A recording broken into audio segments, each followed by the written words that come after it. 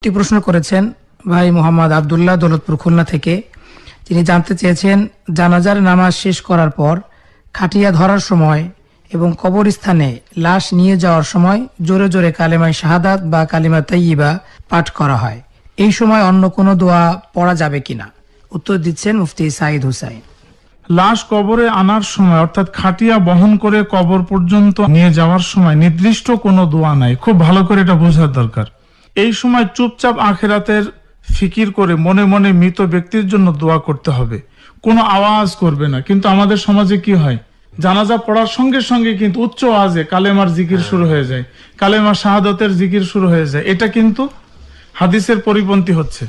নবী করিম সাল্লাল্লাহু আলাইহি ওয়াসাল্লাম যখন জানাজার পিছনে চলতেন তখন অধিক পরিমাণ চুপ থাকতেন এবং চিন্তায় পূর্ণ মগ্ন থাকতেন।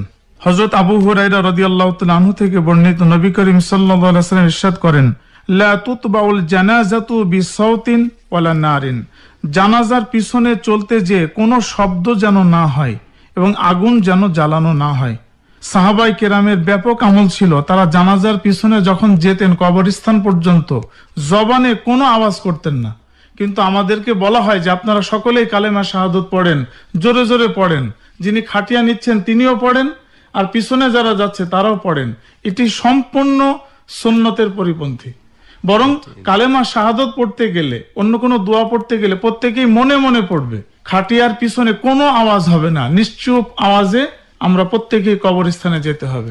আশা করি বিষয়টি আমাদের বুঝে এসেছে এবং আমাদের সামনের আমলগুলি যেন সুন্নত অনুযায়ী হয়। আল্লাহ তাআলা আমাদেরকে তৌফিক দান করেন। প্রশ্ন করেছেন মোহাম্মদ ইব্রাহিম খলিল তেরোখাদা খুলনা থেকে।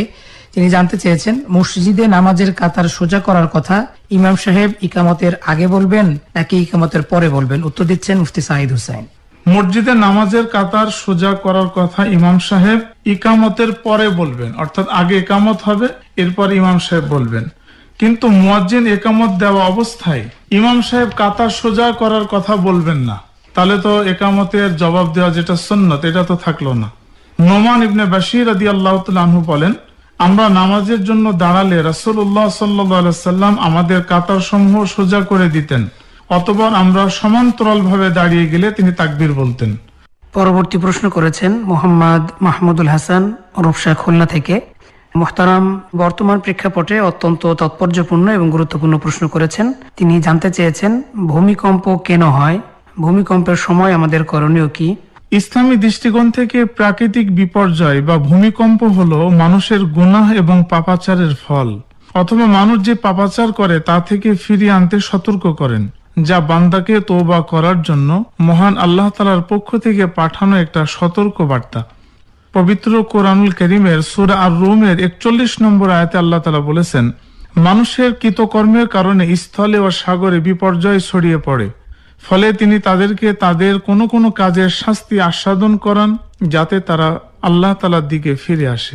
ভূমিকম্পের কারণ নিয়ে নবীজি সাল্লাল্লাহু আলাইহি সাল্লাম বলেছেন, যখন অবৈধ উপায়ে সম্পদ অর্জিত হবে, কাউকে বিশ্বাস করে সম্পদ গচ্ছিত রাখা হবে কিন্তু তার খেয়ানত করা হবে, যাকাত দেওয়াকে জরিমানা হিসেবে গণ্য করা হবে, ধর্মীয় শিক্ষা ছাড়া বিদ্যা অর্জন করা হবে, পুরুষ তার স্ত্রীর আনুগত্য করবে কিন্তু মায়ের সাথে খারাপ আচরণ করবে, বন্ধুকে কাছে টেনে নিয়ে পিতাকে দূরে সরিয়ে দিবে, মসজিদে উচ্চ স্বরে শোরগোল হবে, জাতির সবচেয়ে দুর্বল ব্যক্তিটি সমাজের শাসক রূপে আবির্ভূত হবে, সবচেয়ে নিকৃষ্ট ব্যক্তি হবে নেতা, একজন মানুষ যে খারাপ কাজ করে খ্যাতি অর্জন করবে তাকে তার খারাপ কাজের ভয়ে সম্মান প্রদর্শন করা হবে, মদ পান করা হবে, লোকজন তার পূর্ববর্তী মানুষদেরকে অভিশাপ দেবে, এমন সময় তীব্র বাতাস প্রবাহিত হবে এবং এমন একটি ভূকম্পন হবে যা ভূমিকে তলিয়ে দেবে। আমাদের বর্তমান সমাজে এর প্রত্যেকটা জিনিস পাওয়া যাচ্ছে। নবীজি হাদিসের মধ্যে যেটা বলেছেন, একজন মুমিন বান্দার প্রথম করণীয় সম্মিলিতভাবে এবং ব্যক্তিগতভাবে তাৎক্ষণিকভাবে আল্লাহ তাআলার নিকটে নিজেদের গুনাহের জন্য ক্ষমা চাওয়া। রাসূলুল্লাহ সাল্লাল্লাহু আলাইহি সাল্লাম যে কোনো দুর্যোগের সময় বেশি বেশি আল্লাহ তাআলার কাছে ইস্তিগফার করতে বলেছেন। হাদিসে বর্ণিত যে সকল গুনাহে লিপ্ত থাকার কারণে ভূমিকম্প হয় সেই সকল গুনাহ পরিপূর্ণ ছেড়ে দিতে হবে। দান সদকা করা, রাসূলুল্লাহ সাল্লাল্লাহু আলাইহি সাল্লাম বলেছেন, নিশ্চয়ই সদকা আল্লাহ তাআলা রাগ প্রশমিত করে এবং অপমৃত্যু রোধ করে। আতঙ্কিত হয়ে ছোটাছুটি না করে মহান আল্লাহ তাআলা জিকির করা এবং নিরাপত্তার জন্য দোয়া করা। নামাজে দাঁড়িয়ে যাওয়া। দুর্যোগ বা যে কোনো ভূমিকম্প, বিপদ, মুসিবত, ভয়ের সময় রাসূলুল্লাহ সাল্লাল্লাহু আলাইহি সাল্লাম মসজিদে গিয়ে নামাজে দাঁড়িয়ে যেতেন। ভূমিকম্পের জন্য নির্দিষ্ট কোনো দোয়া সহিহ হাদিসে বর্ণিত হয়নি, তবে এ সময় আল্লাহ তাআলার কাছে নিজের মন থেকে যে কোনো দোয়া করা যেতে পারে। আশা করি এই করণীয় বিষয়গুলি যদি আমরা করতে পারি তো আল্লাহ তাআলা আমাদের সামনের সকল বিপর্যয় থেকে হেফাজত করবেন, এবং হেফাজত আল্লাহ তাআলা ওয়াদা করেছেন। আল্লাহ তাআলা আমাদের সকলকে আমল করার তৌফিক দান করুন। পরবর্তী প্রশ্ন করেছেন মোহাম্মদ আবু বকর সিদ্দিক, রূপসা বাজার, খুলনা থেকে। ভাই জানতে চেয়েছেন, আমার চাচা এবং মামা আমাদের কাছের আত্মীয়, তাই মহব্বতের খাতিরে তারা আমাদের বাসায় অনেক বেশি আসা যাওয়া করেন। তাদের সাথে কি আমার স্ত্রীর পর্দা করতে হবে? সম্মানিত শ্রোতা, আপনার চাচা এবং মামার সাথে আপনার স্ত্রীর পর্দা করা এটা ফরজ, কারণ আপনার চাচা এবং আপনার মামা আপনার স্ত্রীর মাহরাম পুরুষ নন।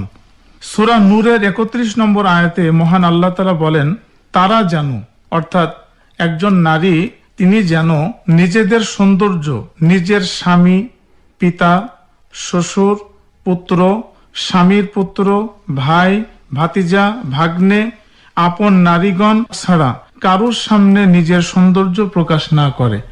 আল্লাহ তাআলা এই কয়জন পুরুষকে মাহরাম পুরুষের মধ্যে গণ্য করেছেন। আপনার চাচা এবং মামা এদের মধ্যে নাই। সুতরাং আপনার স্ত্রীর জন্য আপনার চাচা এবং মামার সাথে পর্দা করা ফরজ। পরবর্তী প্রশ্ন করেছেন মুসাম্মদ নূরজাহান আক্তার, রায়ের মহল, খুলনা থেকে। বোন জানতে চেয়েছেন, সরকারি চাকরিতে যে পেনশন দেওয়া হয়, যদি চাকরিরত থাকা অবস্থায় চাকরিজীবী মারা যায় তাহলে সেই পেনশনের টাকার মালিকানা কার হবে? শুধু স্ত্রী পাবে নাকি সকল আত্মীয়রা এর থেকে মিরাস হিসেবে নিজেদের ভাগ পাবে? সম্মানিত শ্রোতাগণ, পুরুষ কর্মচারীর মৃত্যুতে প্রাপ্ত পেনশনের টাকা পুরোটাই স্ত্রীর হক। এতে অন্যান্যদের মাঝে ত্যায্য সম্পদের বিধান আরোপিত হবে না। যেহেতু মিরাস বা উত্তরাধিকার প্রযোজ্য হয় মৃত ব্যক্তির মালিকানাধীন সম্পদের ক্ষেত্রে, আর পেনশন ব্যক্তির মালিকানাধীন কোনো বস্তু নয়, বরং পুরোটা একটা সরকারি অনুদান। একজন ব্যক্তি চাকরি করতে করতে অবসরে গেছে, প্রত্যেক মাসে সরকার তাকে একটা অনুদান দেয়। তাছাড়া এই অনুদান আইনগতভাবে কেবল স্ত্রীকে দেওয়া হয়ে থাকে, অর্থাৎ যে ব্যক্তি মারা গেছেন তার স্ত্রী যতদিন জীবিত থাকবেন তাকে দেওয়া হয়। বাংলাদেশ সরকারের যে প্রচলিত নিয়ম আছে, স্ত্রী না থাকলে সে পেনশন পাওয়া যায় না। তবে যদি পেনশন আইনে অন্য কারো পাওয়ার কথা আইনগতভাবে অধিকার থাকে, যেমন আমাদের বাংলাদেশের একটা আইন আছে, যদি স্ত্রীও মারা যায়, যে ব্যক্তি মারা গেছে যার পেনশন চালু আছে, তার স্ত্রী মারা যাওয়ার পরে তার যদি আপনার বিকলাঙ্গ বা অসুস্থ এই ধরনের প্রতিবন্ধী কোনো সন্তান থাকে, তিনি পেয়ে থাকেন, তাহলে এটা একটা রাষ্ট্রীয় আইন, এ অনুযায়ী তিনি পেতে পারেন। তাহলে কেবল তারই আইনগতভাবে যতটুকু পাওয়ার কথা ততটুকু তিনি পাবেন। এতে শরী মিরাস নীতি প্রযোজ্য হবে না, যেহেতু এটি মৃত ব্যক্তির মালিকানা সম্পদের অন্তর্ভুক্ত নয়। তাই পেনশনদাতা প্রতিষ্ঠানের নিয়ম নীতি অনুসারেই তা বাস্তবায়িত করবে। পরবর্তী প্রশ্ন করেছেন মোহাম্মদ শরীফুল ইসলাম, কুষ্টিয়া সদর, কুষ্টিয়া থেকে। তিনি জানতে চেয়েছেন, আমার সন্তান অসুস্থ হলে আমার স্ত্রী বলেছে যে আমার সন্তান যদি সুস্থ হয়ে ওঠে তাহলে আমি আর স্বর্ণের গহনা ব্যবহার করব না। এ কথার দ্বারা কি মান্যত হয়ে গেছে? যদি এটি মান্যত হয়েই থাকে তবে পুনরায় স্বর্ণের গহনা ব্যবহার করার জন্য তার কি করতে হবে? উত্তর দিচ্ছেন মুফতি সাইদ হুসাইন।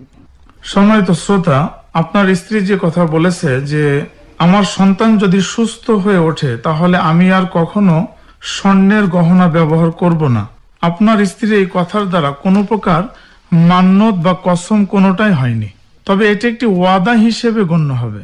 এখন এই ওয়াদা ভঙ্গ করা এবং হালাল জিনিসকে নিজের উপরে হারাম করে নেওয়ার কারণে মহান আল্লাহ তাআলার কাছে আপনার স্ত্রীকে আন্তরিকভাবে ক্ষমা চাইতে হবে, এবং ভবিষ্যতে যেই কাজ বাস্তবে পরিণত করা সম্ভব না এই ধরনের ওয়াদা করা থেকে বেঁচে থাকা দরকার।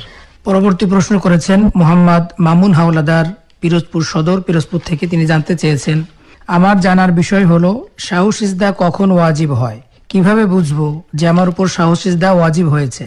সম্মানিত শ্রোতা, আপনি অত্যন্ত চমৎকার এবং প্রয়োজনীয় একটি প্রশ্ন করেছেন। কখনো কখনো নামাজ পড়ার সময় ভুল হয়ে যায়। এই ভুলে এমন কিছু বাদ পড়ে বা এদিক সেদিক হয়ে যায় যা নামাজ নষ্ট করে দেয় না, কিন্তু নামাজে ঘাটতি সৃষ্টি করে। সেই ঘাটতি পূরণ করার জন্য নামাজের শেষে দুইটি বিশেষ সিজদা করা হয়। এটাকে ভুলের সিজদা বা সিজদায়ে সাহু বলা হয়। এই সিজদা করলে নামাজের ঘাটতি পূরণ হয়ে যায় এবং নামাজ পুরোপুরি সম্পূর্ণ হয়ে যায়। খুব সংক্ষেপে আমরা সাহু সিজদা কেন করতে হয়, ওয়াজিব কোন গুণগুলি ছুটে গেলে সাহু সিজদা করতে হয়, এরকম কিছু মূলনীতি উপস্থাপন করছি। প্রথমত, কোন ওয়াজিবকে আগে বা পরে নিয়ে গেলে, আমাদের যে 14টা ওয়াজিব আছে নামাজের মধ্যে, কোন ওয়াজিবকে আগে বা পরে নিয়ে গেলে সাহু সিজদা করতে হবে। কোন ওয়াজিবকে একাধিকবার করলে, ফরজ ওয়াজিব আদায়ে 3 তসবিহ পরিমাণ সময় অতিবাহিত হয়ে গেলে, কোন ওয়াজিব অনিচ্ছাকৃত ছুটে গেলে, যেমন সূরা ফাতিহা বা সূরা মিলানো বাদ পড়ে যাওয়া, কোন ওয়াজিবকে পরিবর্তন করে ফেললে, যেমন আস্তের জায়গায় জোরে কেরাত পড়া, জোরের জায়গায় আস্তে কেরাত পড়া। এটা হচ্ছে 5টি মূলনীতি। কোন কাজ যদি ইচ্ছাকৃত করা হয় বা ইচ্ছা বা অনিচ্ছায় নামাজের ফরজ বিধান ছুটে যায়, তাহলে নামাজ পুনরায় পড়তে হবে। নামাজের সুন্নত ও মুস্তাহাব অনিচ্ছাকৃত ছুটে গেলে সাহু সিজদা ওয়াজিব হয় না, ইচ্ছাকৃত ছেড়ে দেওয়া মাকরুহ। তবে এর জন্য নামাজ নষ্ট না হলেও সওয়াবের ঘাটতি হয়। পরবর্তী প্রশ্ন করেছেন মোহাম্মদ ইকরামুল হক, নোয়াপাড়া, যশোর থেকে।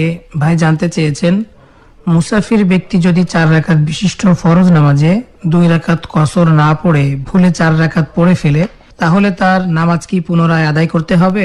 কোন মুসাফির ব্যক্তি কসর না করে যদি ভুলে 4 রাকাত পড়ে নেয়, সেক্ষেত্রে দেখতে হবে যে সে 2 রাকাতের পর বৈঠক করেছে কিনা। যদি বৈঠক করে থাকে, 2 রাকাত আত্মেহাত পড়ে থাকে, তাহলে তার ওই ফরজ নামাজ আদায় হয়ে যাবে। এক্ষেত্রে প্রথম 2 রাকাত ফরজ এবং শেষ 2 রাকাত নফল বলে গণ্য হবে। তিনি যে 2 রাকাতের পর বসে সালাম না ফিরিয়ে পুরা 4 রাকাতই পড়েছেন, এই কারণে তাকে সাহু সিজদা করতে হবে। আর যদি মুসাফির ব্যক্তি 2 রাকাত শেষে বৈঠক না করে একবারে 4 রাকাত পড়ে শেষ বৈঠক করে সালাম ফিরিয়ে দেয়, তাহলে তার নামাজ বাতিল হয়ে যাবে, ফরজ নামাজ হবে না, এটা পুরাটাই নফল হবে। এই অবস্থায় তাকে পুনরায় আবার 2 রাকাত ফরজ নামাজ আদায় করতে